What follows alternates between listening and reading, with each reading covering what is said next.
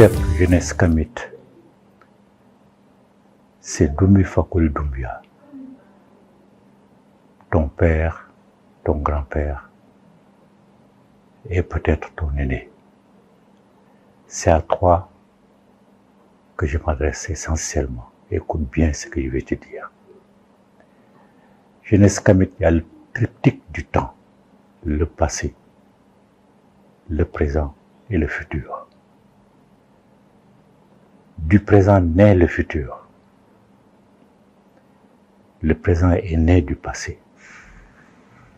Alors si le présent ne te convient pas, et tout le monde sait que le présent ne convient pas à notre peuple, pour ne pas construire le futur sur le présent, il faut voir d'où vient le présent, pourquoi il est ce qu'il est. Alors il faut faire un bond en arrière pour visiter notre passé. Le passé immédiat et le passé lointain de notre peuple. Que donne le passé immédiat? L'esclavage, la colonisation et actuellement le néocolonialisme. Nous savons tous que ce sont des vices dont il faut se débarrasser. Le passé plus lointain nous montre la grandeur de notre peuple.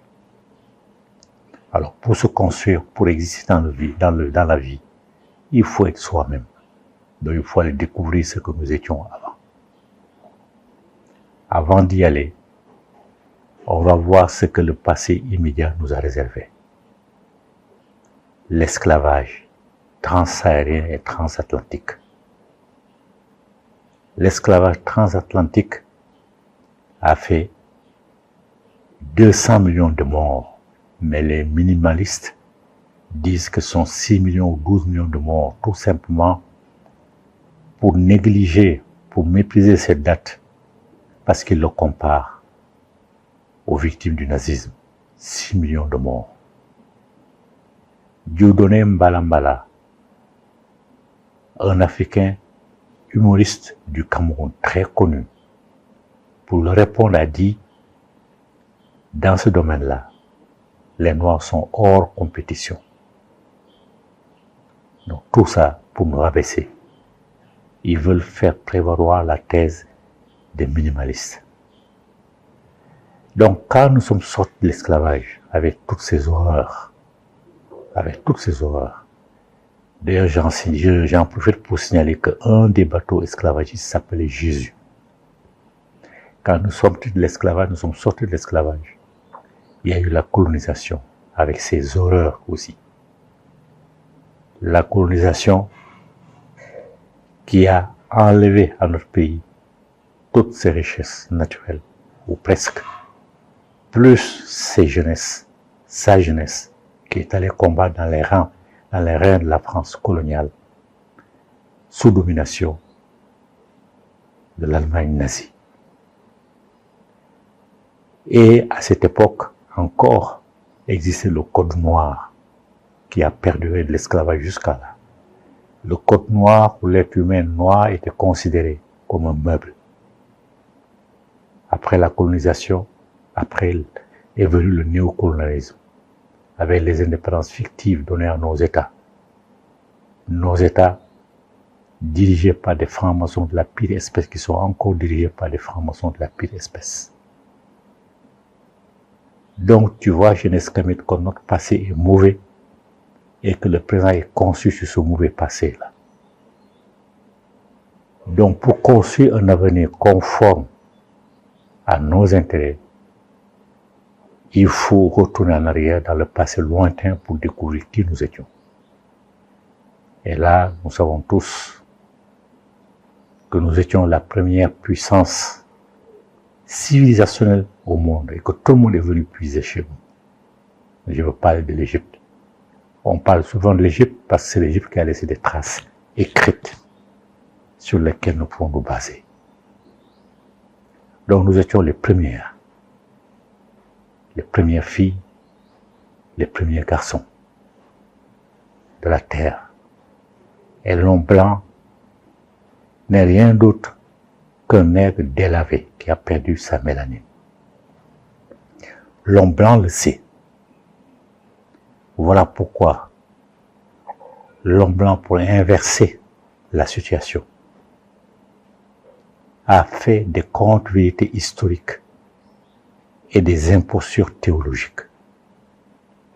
Les contre-vérités historiques et ces impostures théologiques se trouvent pleins dans la Bible et dans le Coran. La lecture de la Bible est rébarbative, mais il faut que tu fasses l'effort de lire la Bible. Contente-toi seulement de lire ces deux premiers livres, la Genèse et l'Exode. Les autres, Deutéronome, Lévitique, Nombre, sont peu intéressants. Seulement la Genèse et l'Exode. Je te préviens, les musulmans vont dire ce qui se trouve dans la Genèse ne se trouve pas dans le Coran. C'est parce que tout simplement sont des ignorants vraiment inqualifiables. Ils ne se rendent même pas compte que tous les personnages fictifs qui existent dans la Bible se retrouvent chez eux. Comme Noé l'ivrogne, il s'appelle Nouh chez les musulmans. Abraham s'appelle Ibrahima. David s'appelle Daouda. Moïse s'appelle Moussa. Et j'en passe.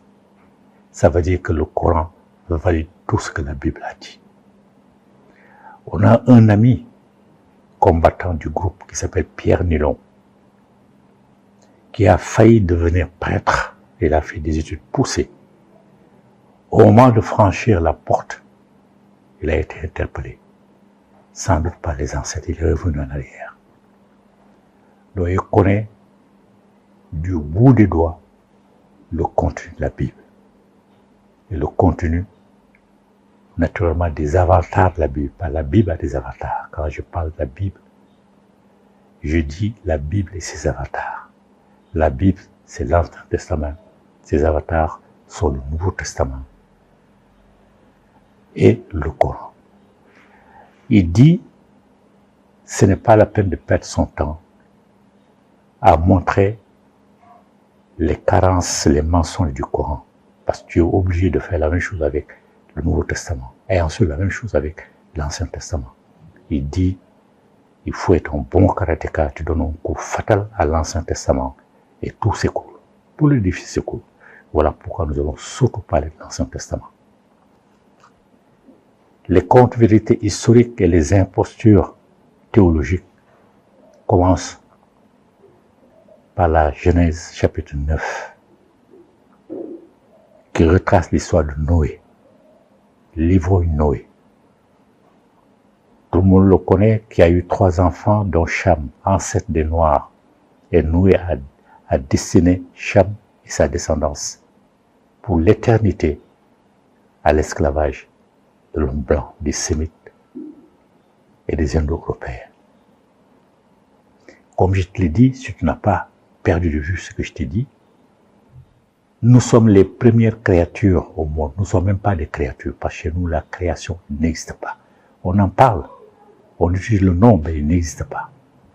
Nous sommes tous des parcelles de la mère Père primordiale. Chez nous, Dieu s'appelle la mère Père primordiale. La mère d'abord, Père ensuite, parce que c'est la maman qui est au centre de notre vie. Sans la vie, sans la maman, nous n'existons pas. C'est dans nous qu'a grandi l'étincelle divine. Chez le Dogon, c'est dans l'œuf d'Ama qu'a grandi l'étincelle divine, plus petite que la graine de fouilnou. Lorsque cette étincelle-là, dans nous comme dans l'œuf d'Ama, a atteint le maximum de vibration, comme un enfant dans le ventre de sa mère, qui arrive à 9 mois. Donc cette énergie s'est extirpée de nous, s'est extirpée de l'œuf d'Ama, et a commencé sa création en distribuant une part d'elle-même dans tout ce qui existe et qui est naturel. Voilà pourquoi, chez nous, l'écologie sacrée existe. Parce que la mère Père primordiale a mis une parcelle d'elle-même dans les végétaux, dans les minéraux, dans les animaux et dans les êtres humains. Les êtres humains sont seulement pour plus évoluer parce qu'ils ont la parole. Mais les autres créatures, entre parenthèses, les autres existants qu'ils soient minéraux, qu'ils soient végétaux, qu'ils soient animaux, ont aussi leur langage et les grands initiés captent ce langage-là. Donc chez nous, la mère Père primordiale n'a pas créé. Elle a distribué une partie d'elle-même dans tout ce qui est naturel. Elle est à la fois tout, parcelle et totalité de son existence. C'est ça la mère Père primordiale chez nous. Tandis que chez Dieu, chez eux, Dieu, on ne sait pas d'où il vient. Il a commencé à créer les créatures comme ça. Surtout en méprisant la femme dont il dit qu'elle est sortie d'une côte de l'homme. Alors que sans la femme, l'homme n'existe pas, la femme n'existe pas. Donc ce gros mensonge-là, malheureusement, est cru par tous les Africains musulmans, par tous les Africains chrétiens, par tous les Africains juifs. Parce qu'ils ne peuvent pas être juifs, chrétiens, musulmans, s'ils mettent de côté cet enseignement-là. Donc ils sont tous aussi complexés, aussi aliénés. Voilà pourquoi il faut s'en méfier. Donc Jeunesse Kamite, c'est ainsi que ces mauvais livres, de mauvais récits historiques, ont ainsi fabriqué le révisionnisme, la négrophobie, le dénigrement, la diffamation et les démarches purement racistes, le racisme imbécile. Voilà pourquoi je ne l'ai pas dit au début de mon texte. Ce qu'il faut faire, c'est convoquer la Bible au tribunal de l'histoire. Voilà pourquoi j'ai écrit ce livre-là, la Bible en procès. Depuis 2008, pour convoquer la Bible devant le tribunal de l'histoire. Jeunesse Kamite, tu as en ton sein des informaticiens et d'autres techniciens qui sont capables, puisqu'il est difficile de faire ce jugement-là en clair, physiquement, tu as des techniciens qui sont capables d'organiser ce jugement qu'on le fasse virtuellement. On va convoquer des spécialistes, des historiens, des théologiens anciens qui ont compris, des anthropologues, etc., etc. Et on va débattre de ce livre-là. Je sais que si on convoque des prêtres, des imams, ils ne viendront pas parce qu'ils n'ont pas d'argument. Nous avons essayé. Donc, réfléchis en ton sein comment on peut organiser un tribunal virtuel. Il faut que ces Bibles, ce livre-là, et ces avatars, il faut qu'on les démasque à jamais, pour que nos jeunesses s'en démarquent. Jeunesse Kamite, ce livre est plein de contre-vérités historiques. Dans Genèse, ce livre dit, en parlant de la création par son Dieu, qui ne sait rien du tout, il dit que le premier jour, Dieu a créé la lumière et les ténèbres. Le deuxième jour, il a créé le ciel. Le troisième jour, il a créé la terre, les eaux et les végétaux. Au quatrième jour, il a créé le soleil, la lune et les luminaires. Ce n'est pas la peine d'aller plus loin, puisqu'au cinquième jour, il a créé d'autres créatures, des animaux rampants notamment, des végétaux en plus. Et au dernier jour, il a créé l'être humain. Donc rien que là, pour que ce Dieu-là, il a perdu la tête. Comment il peut créer le soleil seulement au quatrième jour? Alors après avoir créé en plus le ciel et la terre, après avoir créé la lumière et les ténèbres. Donc ça te montre que ce livre-là est un livre truffé de mensonges. Toujours dans ces deux livres dont je te parle, Genèse Exode. Il dit que les Hébreux sont venus en Égypte au nombre de 70. Ils en sont sortis au nombre de 600 et de poussières, sans compter les animaux et les enfants. Donc ça veut dire que les Juifs n'ont jamais été persécutés en Égypte. Ils ont été bien reçus et bien traités dans la pure tradition négro-africaine. Tu vois ce deuxième mensonge, il y en a plein. Ils disent que Moïse est sorti d'Égypte avec tout ce monde-là. Mais Moïse, on sait qu'il n'a jamais existé. Moïse n'a jamais existé. Sous quel pharaon? Les uns disent, les historiens, sous Merneptah. Les autres disent sous Akhenaton. Parce que durant le règne de ces deux pharaons-là, il y a eu quelques perturbations que Moïse en a profité pour sortir. Mais si tu entends les chrétiens, si tu entends les musulmans, ils te diront pharaon, Pharaon. Ils sont incapables de donner une seule indication concernant le pharaon en question. Parce qu'ils ne savent pas. Parce qu'ils sont ignorants, ils ne lisent pas. Ils se limitent seulement au Coran. Ils ne cherchent pas à savoir d'où vient le Coran, quels sont les livres qui les ont précédés. Alors, comme je l'ai dit, nous sommes les premiers existants sur cette terre. Nous avons tout vu avant tout le monde. Nous avons écrit les premiers textes sacrés. Les médonnétaires que les autres traduisent par le livre de sortie, le livre des morts. Alors que nous, les médonnétaires sont les hiéroglyphes. Et le livre de la sortie à la lumière du jour, c'est qu'ils ont mal traduit par le livre des morts égyptien.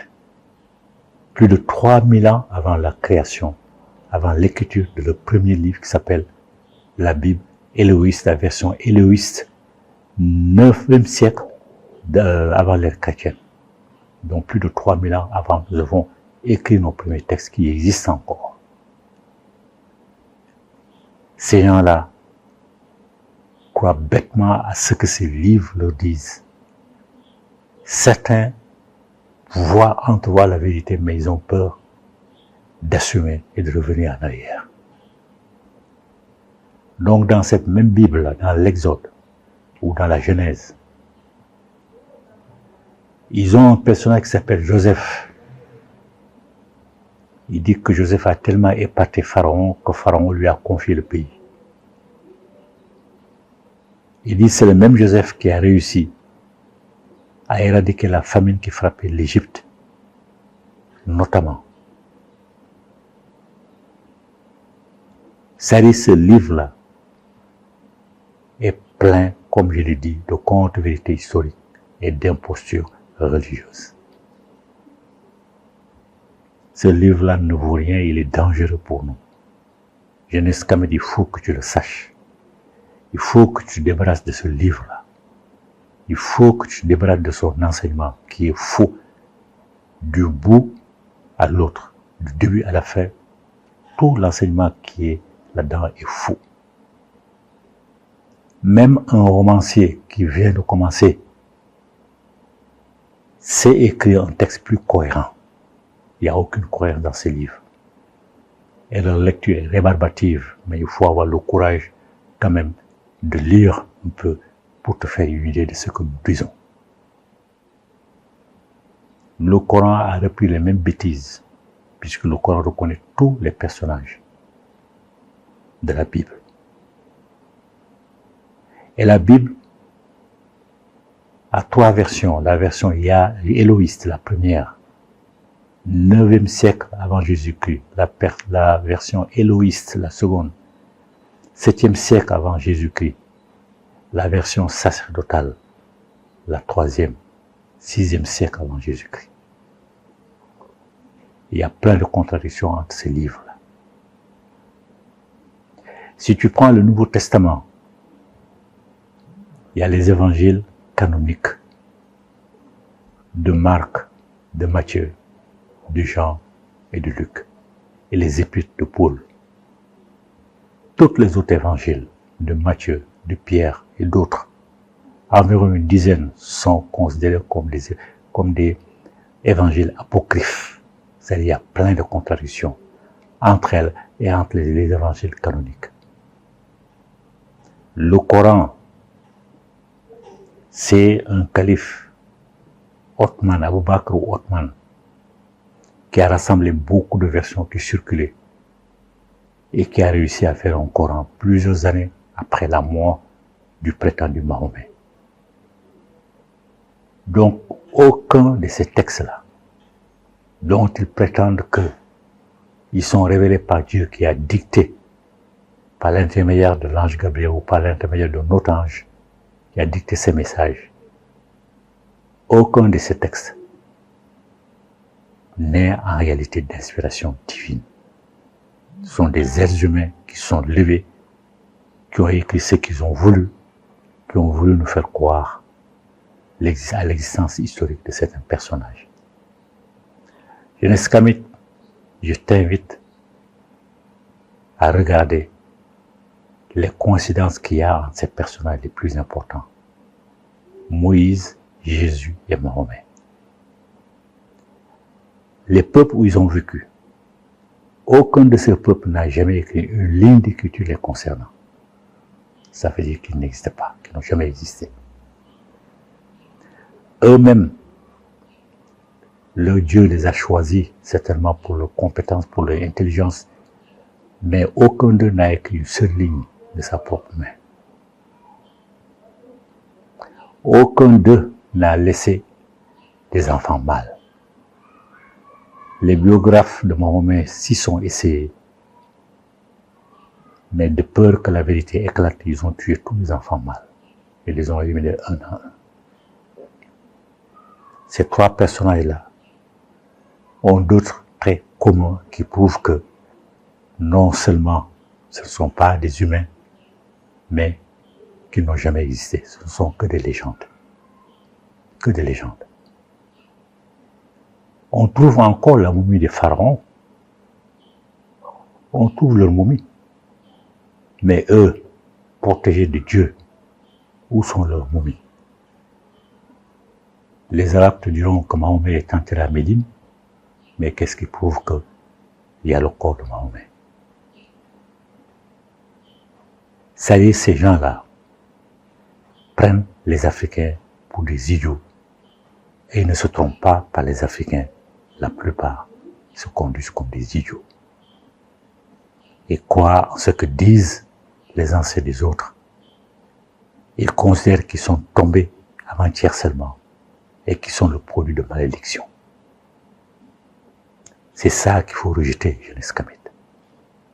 Ce qui nous arrive, c'est la faute de nos dirigeants. Sinon, jeunesse Kamite, la résignation n'existe dans aucune de nos langues maternelles et paternelles. Le fatalisme n'existe dans aucune de nos langues maternelles et paternelles. Parce que chez nous, la mère père primordiale n'a aucun intérêt à donner à l'un ce qu'il refuse à l'autre. Alors que pour eux, le Dieu distribue la richesse à qui il veut et la pauvreté à qui il veut. Il peut même choisir d'amener les uns au paradis et les autres en enfer. Quel est ce Dieu-là? Et puis un Dieu qui ne parle pas ta langue maternelle ni paternelle ne peut pas être ton Dieu.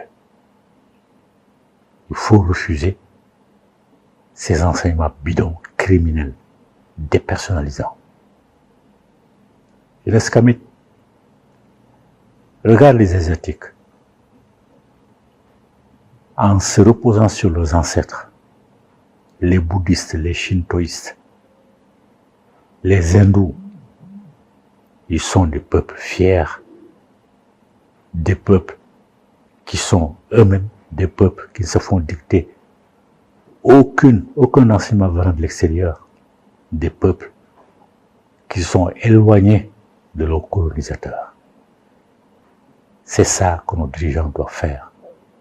Malheureusement, ils n'ont pas le courage de Kagame, qui a fait fermer plus de 6000 églises et mosquées, ou 600 églises et mosquées. De toute façon, lui, il a donné l'exemple à suivre. Il les a fermés parce que les mosquées et les églises sont dangereuses. Les mosquées et les églises sont là pour pousser les gens à la résignation. Parce que Dieu a voulu que l'Afrique soit comme ça. Donc l'Africain doit accepter d'être comme ça. Il faut refuser cela. Ce sont des mensonges. Leur Dieu ternaire, Jéhovah, Dieu le Père de Jésus et Allah sont nés avant-hier seulement de l'imagination fétide de l'homme blanc, l'imagination raciste de l'homme blanc, seulement avant-hier. Quand ils sont nés, nos ancêtres avaient tout fait déjà. Nos ancêtres avaient tout fait. Ils avaient tout inventé. Tout. Et ils sont venus s'instruire chez nous. Ils ont tout appris chez nous, ou presque. Ou presque. Parce que comme ils n'étaient pas circoncis, on ne leur a pas tout dévoilé. Jeunesse Kamé, tu vas découvrir qu'Abraham s'est fait circoncire à plus de 90 ans. Parce qu'il a voulu épouser une Égyptienne. Du nom de Agar. Et qu'Agar lui a dit, si tu n'es pas circoncis, les parents de Agar lui ont dit, si tu n'es pas circoncis, tu ne toucheras pas à notre fille. Il accepte de se faire circoncire, c'est comme ça qu'il a pu épouser Agar. Donc la circoncision, c'est grâce à nous que les Arabes la pratiquent, que les Juifs la pratiquent. Et Abraham, quand il est venu chez nous en Égypte, son peuple sacrifiait tout leur nouveau-né à un dieu sanguinaire qui s'appelait Moloch. Abraham savait qu'il ne pouvait pas faire ce genre de sacrifice chez nous, parce que c'est interdit. Alors ils ont créé leur mythe, selon lequel l'ange Gabriel lui a amené un bélier pour qu'il le sacrifie en lieu et place de son fils Ismaël, l'ancêtre des Arabes. C'est comme ça que la Tabaski, la fête du mouton, est entrée chez eux. Et tous les Noirs africains, tous les Noirs, tous les Kamites, pas Kamites parce qu'ils ne sont pas encore Kamites, mais tous les Africains qui respectent ces règles-là, égorger un mouton à la fête de la Tabaski, sont en train d'insulter leurs ancêtres. Parce qu'ils considèrent que c'est grâce à Abraham que leurs ancêtres ont cessé de sacrifier leur nouveau-né, alors que c'est grâce à nos ancêtres que les Arabes ont arrêté de sacrifier leur nouveau-né. Tu vois, à cause de leur légende bidon, à cause de leurs bêtises, à cause de leurs impostures théologiques, des contre-vérités historiques qu'ils distribuent, ils ont réussi à aliéner notre peuple. Je reste quand même, il faut refuser cela. Il faut te redresser. Il ne faut pas accepter de continuer dans cette voie-là. Younes Kamé, tu as eu l'occasion de vérifier aussi longtemps que tu es resté attaché à Jéhovah, à Dieu le Père, à Allah. Tu n'as pas arrêté de prier et tu n'as pas arrêté de demander à ces dieux fictifs-là qui n'existent pas de t'aider à réaliser ta vie. Mais ils n'ont jamais rien fait parce qu'ils ne peuvent pas. Et au contraire, en les évoquant, en disant leur nom, tu leur envoies des énergies, ils vont s'en servir pour servir leur peuple. Parce que ce sont que des égrégores. Toutes ces divinités-là sont des égrégores, ils n'ont jamais existé. Alors tu leur envoies des énergies qui les fortifient. Et à ton détriment, ils vont aider leur propre peuple. Parce que qui est fou? Qui est fou pour aider l'enfant d'autrui et laisser ses propres enfants? Qui est fou pour le faire? Alors il faut que tu comprennes ça aussi. Ne leur adresse aucune prière. Parce que c'est un peu et c'est dangereux pour toi et pour ton peuple. Et Jeunesse Kamé, si tu auras la possibilité, change de nom. Parce que tu t'appelles Joséphine ou Fatoumata, que tu t'appelles Abraham ou Mahomet, chaque fois que son nom est prononcé, on envoie des énergies à ces êtres fictifs qui sont devenus des égrégores au détriment de tes ancêtres. Seuls tes ancêtres peuvent t'aider. Alors change de nom. Même si tu ne peux pas le faire officiellement, c'est peut-être difficile, mais change de nom officieusement. Prends des noms kamites. Il y a de jolis noms kamites dans ta famille maternelle et paternelle. Prends ces noms-là. Si tu as du mal à les trouver, mais prends des noms de nos ancêtres d'Égypte. Au moins, là, tu vas te sauver. Et tu vas honorer nos ancêtres. Parce que seuls eux peuvent t'aider. Jeunesse kamite, avant de sortir, je vais te dire une chose. La mère Père primordiale, dont nous sommes tous partie intégrante, n'est pas là pour satisfaire nos souhaits. Puis il est dit pour quelle raison il va satisfaire les souhaits de l'un et pas de l'autre. Pour quelle raison va-t-il le faire? Il n'en a rien à faire. Ceux qui peuvent réaliser tes souhaits sont nos ancêtres, sont tes ancêtres. Parce que je vais te dire une chose, le centre de notre spiritualité, c'est la réincarnation. Nos ancêtres reviennent. Ils ont besoin de revenir. Ils sont obligés de revenir pour se purifier davantage. Ils ont donc besoin d'organiser de bonnes structures d'accueil pour être à l'aise quand ils vont revenir. Voilà pourquoi ils sont obligés de nous aider. Obligés, c'est une obligation. Alors ne perds pas ton temps à t'adresser tes vœux, tes souhaits à des entités qui n'existent pas, à des entités qui sont en toi-même, parce que la mère primordiale est en toi-même. Donc si tu t'adresses à lui, tu t'adresses à toi-même. Alors adresse-toi à toi-même directement. Ne perds pas ton temps dans des mosquées, dans des églises, dans des stupidités là comme ça. Et je ne vais pas te l'apprendre. Tu découvres toi-même, tu as déjà découvert. C'est nous qui avons organisé les premiers temples, les premiers lieux de culte. C'est nous qui les avons organisés. Nous en connaissons l'importance mieux qu'eux. Et pour les musulmans qui m'écoutent, vous dépensez des fortunes pour aller à la Mecque, pour aller circumambuler autour de la Kaaba. Mais c'est nous qui faisions ça. Les pharaons et sa suite circumambulaient autour de certains sites. Vous allez de Safwa à Marwa, mais nos ancêtres le faisaient, d'un temple à un autre, d'un lieu de culte à un autre, pour densifier les énergies qui circulent entre les deux. Ils ont tout copié.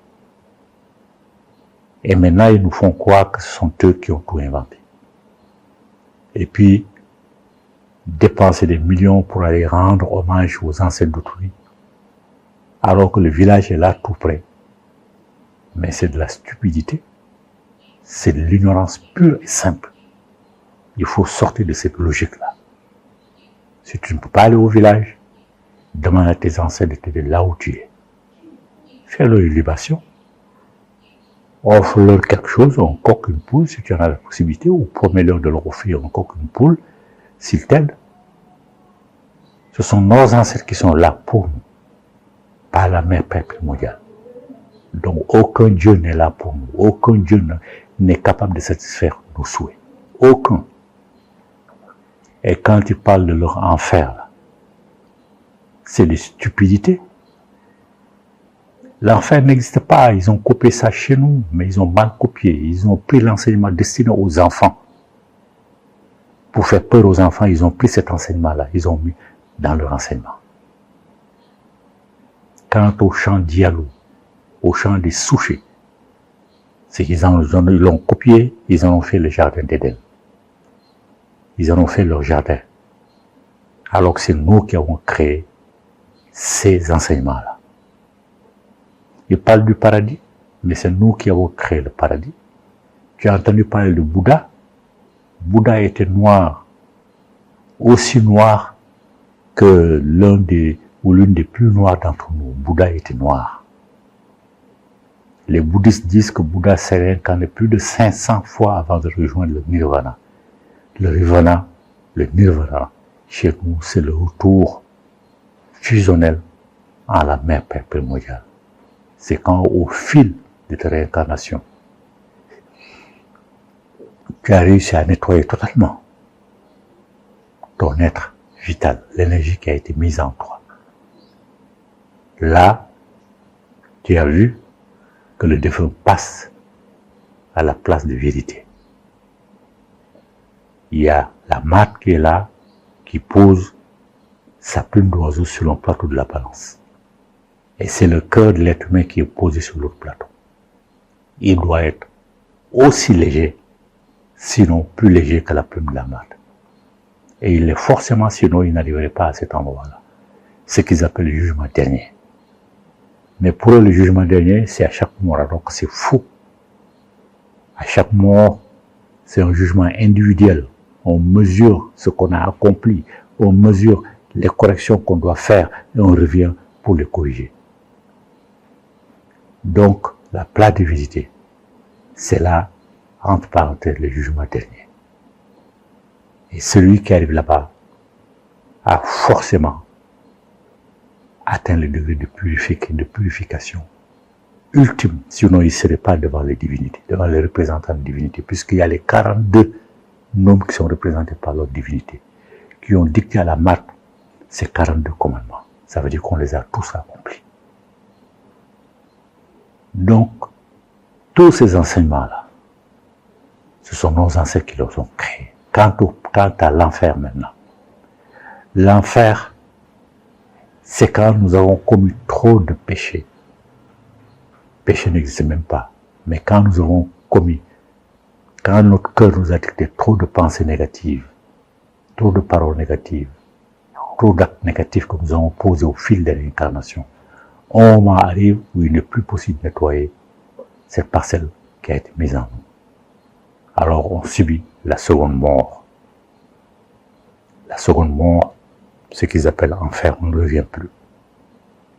Mais pour épater les enfants, pour leur faire peur, on leur dit c'est un endroit de feu, etc. Mais ça, c'est pour les non-circoncis, pour les incirconcis, pour les enfants. Et là, ce sont des petits enfants, quand ils viennent, ils ne peuvent pas découvrir la vérité. Donc, ils copient, mais ils font du mal copier et du mal coller. Je ne vais pas rester longtemps. Je t'invite à lire ces deux livres-là. La Bible en procès. Tu verras les détails de ce que j'ai dit. Des chefs d'accusation contre la Bible. Que nos hommes de connaissance, nos scientifiques, nos anthropologues et autres, nos juristes et autres vont juger. Et tu en profites aussi pour lire l'autre livre, L'origine négro-africaine des religions dites révélées. Tu verras qu'ils ont fait du mal copié et du mal collé. Nous sommes les premières filles et les premiers fils de la mère Père primordiale. Nous sommes les premiers existants sur cette terre.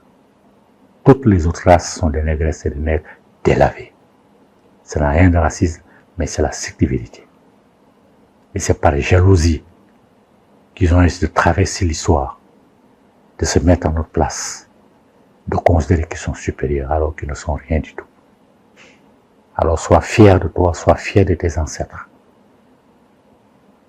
Découvre qui tu es et tu verras alors que tu peux construire un futur vraiment parfait, conforme à tes intérêts, à l'intérêt de tes propres enfants. Voilà ce que je voulais te dire, jeunesse kamite. Sois fier de tes ancêtres, apprends à les connaître, approche-toi d'eux et ils vont t'aider à résoudre tes problèmes. Merci de m'avoir écouté. Vie, santé, force. Que nos vénérables ancêtres t'inspirent la pensée juste, la parole juste et l'acte juste. Amen, amen, amen, amen.